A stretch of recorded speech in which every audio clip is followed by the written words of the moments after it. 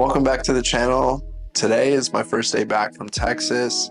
I flew in yesterday and got back to my apartment around 6:45, 6:50.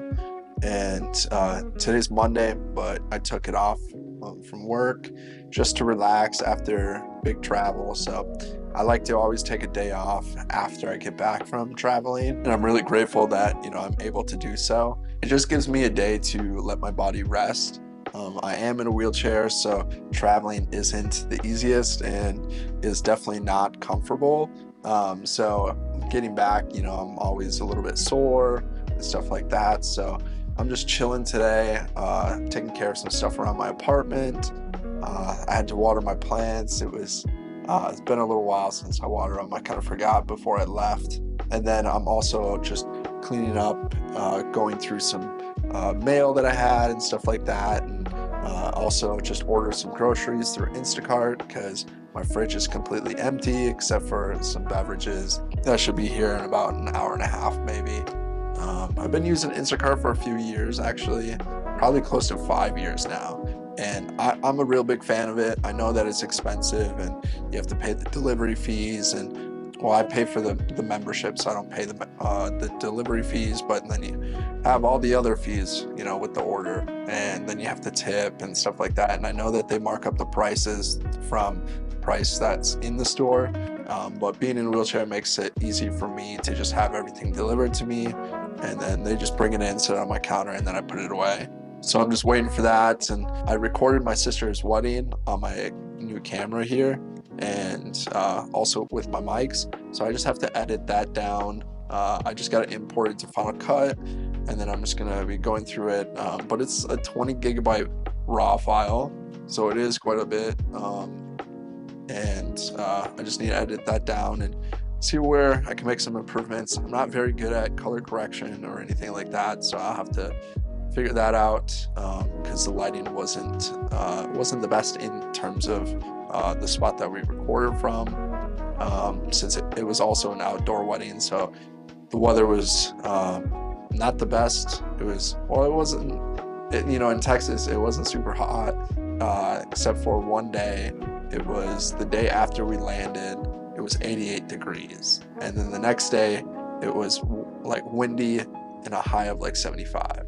And that was the day of the wedding, and it was very windy, but it was pretty good. It was a good time. I saw all my siblings for the first time, and we were all together in probably 3 years now, so that doesn't happen very often. So it was nice getting everyone together and seeing them, and going out to dinner and all that. But yeah, I'm just going to be relaxing today and taking care of some things to get ready for work tomorrow.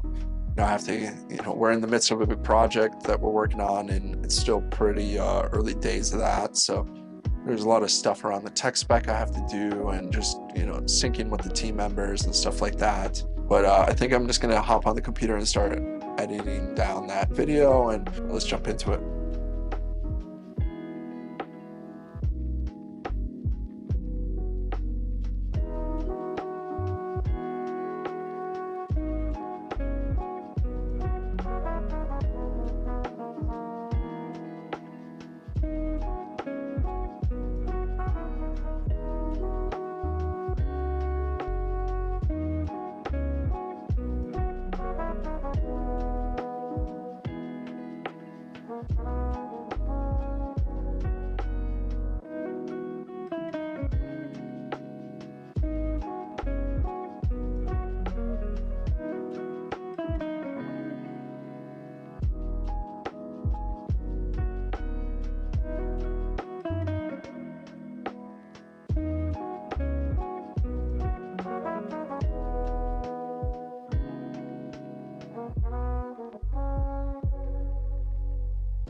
All right, so I just finished the first version of that video for my sister's wedding. Now I'm going to just go through my email. I have a couple things that I need to take care of, and then I am going to be going through my finances. So I have to just update my 401k contribution, and then also just see where my investments are sitting, and get ready for making some payments later this month on rent and stuff like that, and see how much money is going to be transferred over to my savings account.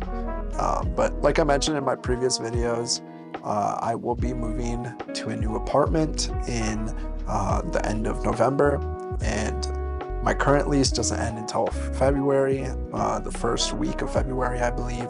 So I'm going to be paying double rent for a couple months.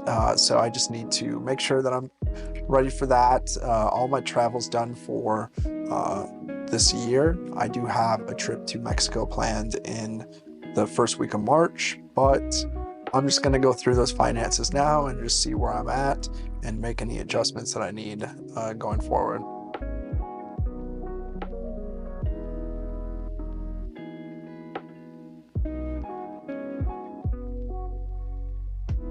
All right, so right now I'm currently going through my 401k with my employer Zillow just to see the total amount of money I've contributed through the year.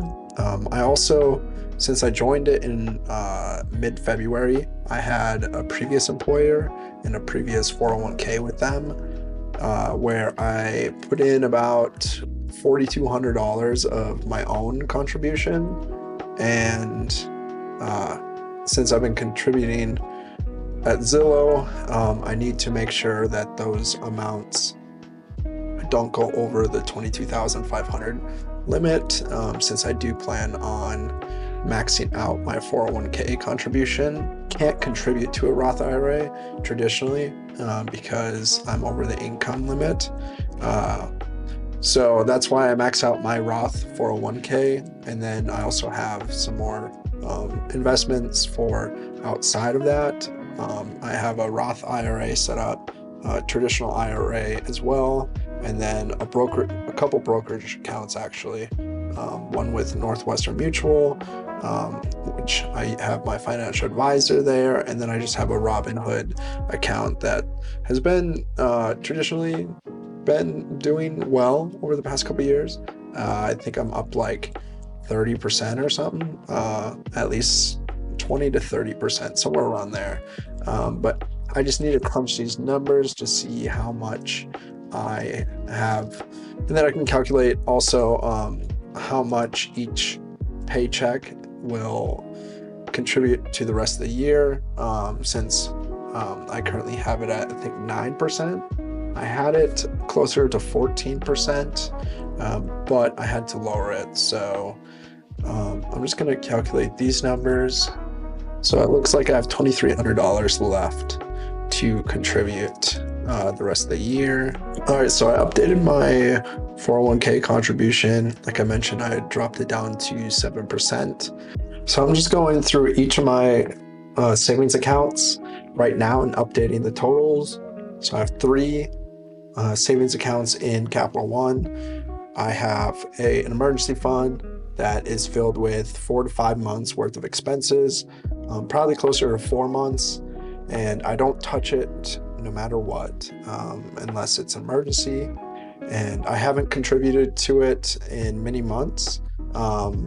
And I also have all my savings account have a 4.3% interest rate, so it just sits there and then I accrue interest every month. I do want to increase that number to more like 6 months, but I do have 2 other savings accounts which I contribute to as well. One is an extra, what I call an extra savings account, which is more so for miscellaneous money I need throughout the year.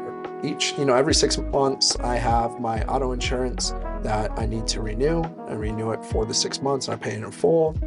And that's about $1,000 each time. So I want to have that money set aside in a savings account so it's just ready to go and I don't have to worry about it down the road and have it come out of my paycheck or anything like that. So, and also other things like, car registration, that's like $470 a year. And then also just different things I may be saving for as well, that I want to just tuck away there. And then my third account is a travel account, travel fund. This is mainly just setting aside money purely for travel. So this could be like hotel rooms, flights, trips, everything, gas, that kind of thing, for big travel. So for example, I did this when I went to Miami. I put money aside in this travel fund that I know that I would use on that travel.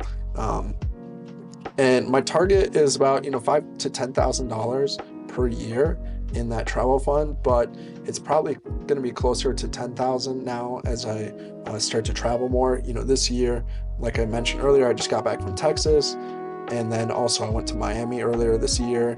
And in March of 2024, I'm going to Cancun for a week at an all-inclusive resort, and that's probably going to be half of. Well, I use Sky Miles for my flights, so I have 2 Comfort Plus tickets to Cancun, round trip, paid for with Sky Miles, and then you just have to pay the fees associated with it. So that's all done, and then I just need to pay for the resort itself. That will be charged like a month in advance to the trip, so I just need to make sure I have that money set aside by then. So I'm just going through that, totaling, and then also updating my debt I have left on my car, and also I'll go through my investments step by step and then update those, and then that will give me an overall number for my net worth. For each month, I have what I call just the books.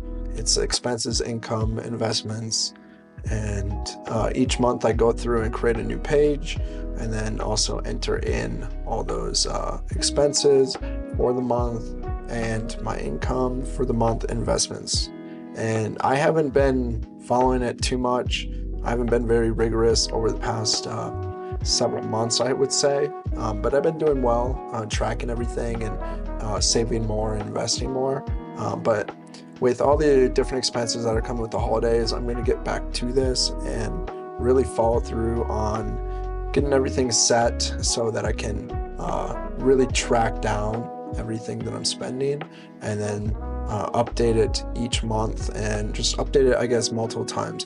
I used to update it once a week, which isn't really working with my current way of life, so I'm gonna probably have to do every 2 weeks or something like that. But this will help me, especially when I'm paying double rent, that I'm not overspending in certain areas. I like to eat out, I like to go have fun and stuff like that, and I'll have to cut back some of that, make sure that I'm comfortable and not overspending, because I don't really want to use any of my savings throughout those couple months. So anyway, I'm going to call it a video here. I appreciate you guys watching, and I'll catch you guys in the next one.